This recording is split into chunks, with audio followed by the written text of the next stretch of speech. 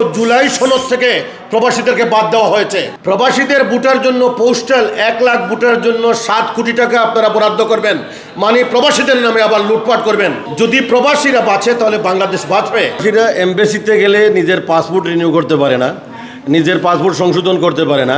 ই passport করতে গিয়ে MRP passport থেকে ই পাসপোর্ট করতে গিয়ে যেখানে প্রবাসীরা দিনের পর দিন এমবেসিতে যেতে হয়, সেখানে গতকালকে যে ঘোষণা দেওয়া হয়েছে প্রবাসীদেরকে ভোটার করা হবে।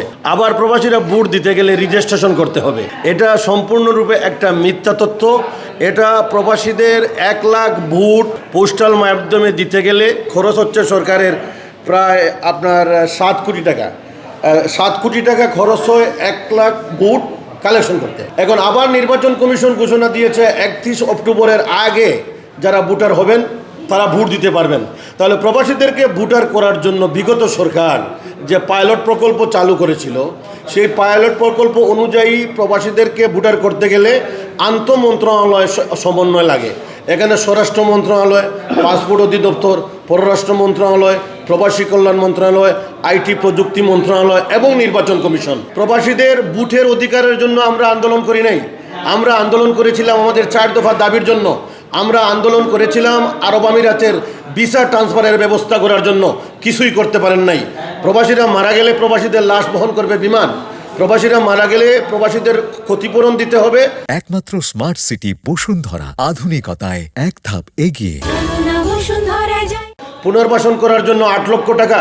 শেষ জীবনে প্রবাসীরা মারা গেলে মুক্তিযোদ্ধাদের মতো, জুলাই যোদ্ধাদের মতো প্রবাসীদেরকে পুনর্বাসন করতে হবে, ভাতা দিতে হবে, প্রবাসী বান্ধব আইন করতে হবে, এয়ারপোর্টের আইন সংস্কার করতে হবে।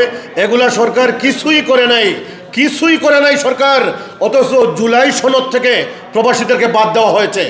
জুলাইয়ের এই আন্দোলনে প্রবাসীরা নির্ঘুম রাত কাটিয়েছিল। আমরা রেমিটেন্স শাটডাউন দিয়েছিলাম। আমরা এই সরকারকে সমর্থন করেছিলাম। কি করেছে এই সরকার প্রবাসীদেরকে? এখন বলছে আমাদেরকে ভোটার করবে। ভোটার করা হচ্ছে আমাদের সাংবিধানিক অধিকার। আমরা দেশের নাগরিক। এটা বুথের মূলা দেখিয়ে লাভ নেই। এটা মিথ্যা তথ্য। প্রবাসীরা চায় প্রবাসীদের 4 দফা দাবি বাস্তবায়ন করুক সরকার। এই সরকার যদি প্রবাসীদের দাবি আদায় না করে, বিশেষ করে আরব আমিরাতের প্রবাসীদের ভিসা ট্রান্সফারের জন্য যদি সরকার কোনো পদক্ষেপ না নেয়, তাহলে প্রবাসীরা এই সরকারকে কখনো ক্ষমা করবে না, কখনো ক্ষমা করবে না প্রবাসীরা। আমি সরকারকে বলছি, যদি প্রবাসীদেরকে ভোটার করতে হয়, তাহলে আমরা যখন অ্যানালগ পাসপোর্ট থেকে এমআরপি পাসপোর্ট করেছিলাম, তখন প্রত্যেকটা দূতাবাসে আমাদের তথ্য রয়েছে, আমাদের ডাটাবেস রয়েছে। একমাত্র প্রস্তাব আমি দিচ্ছি, এমবেসিতে গিয়ে প্রবাসীরা রেজিস্ট্রেশন করতে পারবে না। এটা ডিজিটাল দুনিয়া।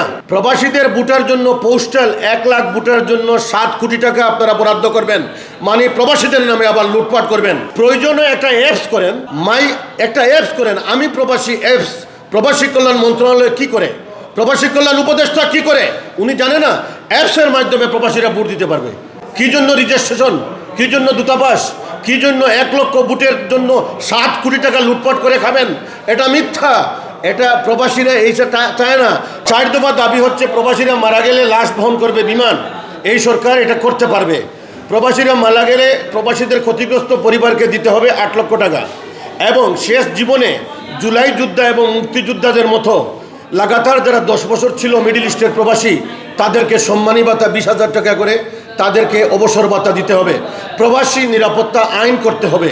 এয়ারপোর্টের আইন সংস্কার করতে হবে। যদি প্রবাসীরা বাঁচে তাহলে বাংলাদেশ বাঁচবে। ডক্টর ইউনূস স্যারের কাছে প্রবাসীদের আবেদন, আপনিও একজন প্রবাসী, তারেক জিয়াও একজন প্রবাসী, বিএনপির ভারপ্রাপ্ত চেয়ারম্যান, কিন্তু আপনাদের কাছ থেকে প্রবাসীদের 4 দফার দাবি আমরা শুনতে পাচ্ছি না।